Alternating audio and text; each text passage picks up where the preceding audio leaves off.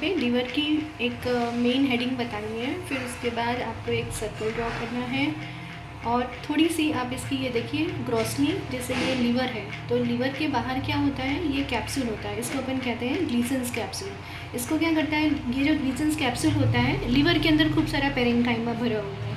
अभी ये कैप्सूल क्या करेगा, ये अंदर जाएगा और लीवर को दो भाग में डिवाइड कर देगा, दैट इज़ लेफ्ट लोब्यूल और ये राइट लोब्यूल है।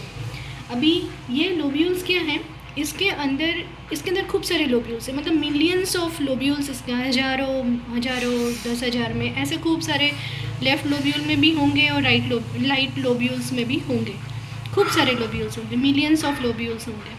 अभी ये लोब्यूल्स जो है ना वो कैसे शेप के होते हैं, वो हेक्सागोनल शेप के होते हैं।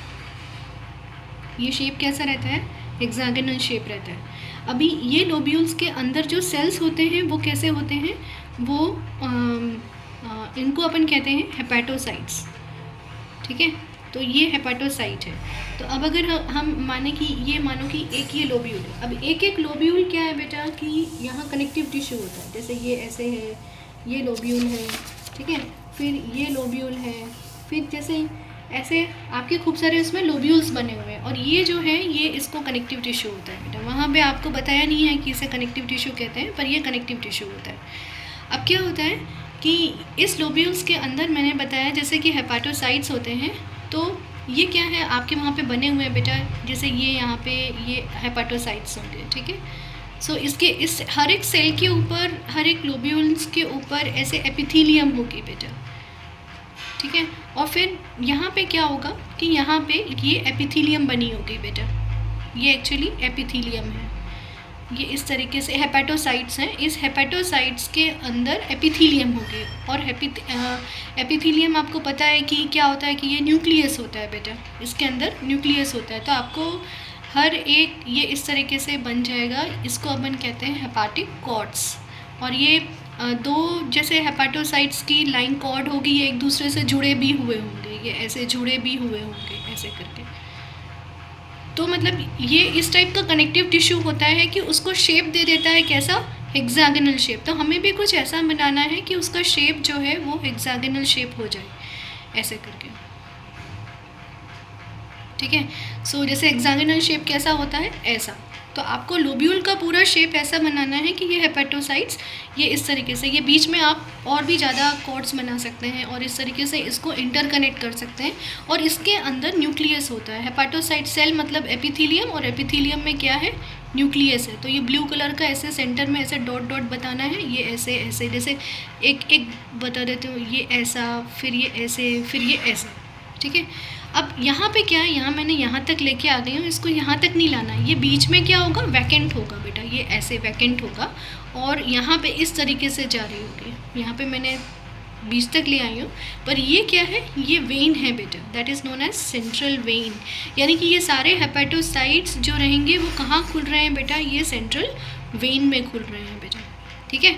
तो अब ये जो है, ये एक लोब्यूल है, ये एक लोब्यूल है, तो इन दोनों के बीच में जो सेप्टम होगा वो क्या होगा, इंटरलोबुलर सेप्टम। अब इस सेप्टम के अंदर तीन चीज़ें होंगी बेटा, यहाँ पे हर एक सेप्टम में, यहाँ पे ऐसे सेप्टम में यहाँ पे तीन चीज़ें होंगी। एक होगी आपकी डक्ट, ठीक है, ये हो गई आपकी डक्ट है, डक्ट में कैसा होता है, ल्यूमन होता है और बाहर एपिथेलियम होता है। फिर एक होगी आपकी पोर्टल वेन, ठीक है, और एक होगी आपकी आर्टरी। आर्टरी में कैसे होता है बेटा, जैसे उसकी जो बेस होती है ना वो स्क्वामोस एपिथेलियम यानी कि एंडोथेलियम होगी। तो ये एक हो गई डक्ट, इसको कहते हैं बाइल डक्ट, ठीक है। और ये होती है आपकी पोर्टल वेन, ये होती है पोर्टल वेन, और ये होती है हेपाटिक आर्टरी। तो अब इन तीनों का काम क्या है, इन तीनों का काम क्या है, बाइल डक्ट है तो क्या लेके जा रहा होगा, बाइल जूस लेके जा रहा होगा, क्योंकि ये सिक्रीट करते हैं, हेपेटोसाइट्स क्या सिक्रीट कर रहे हैं, बाइल जूस। फिर उसके बाद पोर्टल वेन है, तो हमने कुछ सर्कुलेशन पढ़े हैं, एंट्रोहेपाटिक पोर्टल वेन आपको पता है कि जैसे हमने 2-3 जगह पढ़ते हैं एंट्रोहेपाटिक सर्कुलेशन, तो पोर्टल वेन क्या करता है कि जो भी न्यूट्रिएंट्स होते हैं ना वो सारी ये वेन जो है ये उसको लेके आती है लिवर में, यानी कि पेनक्रियास में कुछ न्यूट्रिएंट्स होते हैं तो वो वहाँ से लिवर में आ जाते हैं, गॉल ब्लैडर में होते हैं तो वो वहाँ से आ जाते हैं, इंटेस्टाइन में होते हैं तो एंट्रोहेपाटिक सर्कुलेशन से ये लेके आ जाती है। हेपाटिक आर्टरी क्या करती है कि इन सेल्स को ऑक्सीजन सप्लाई करती है।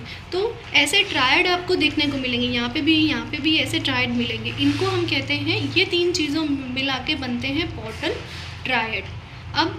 अब ये पोर्टल ट्रायड अपने सिक्रीशंस कहाँ देंगे बेटा?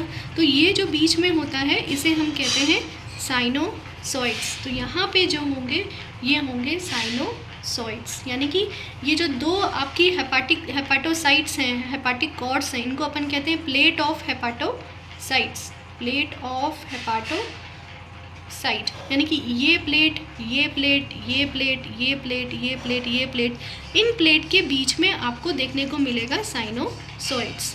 तो यहाँ से ये जो सारे सिक्रीशन से पहले साइनोसॉइड्स में जाएंगे, फिर साइनोसॉइड से सेंट्रल वेन में जाएंगे, और फिर उसके बाद वो पूरी हेपाटिक डक्ट खुलती है और फिर वो आगे ड्यूडेनम में जाके पहुँच जाती है। सो आई होप शायद दिया होगा सर।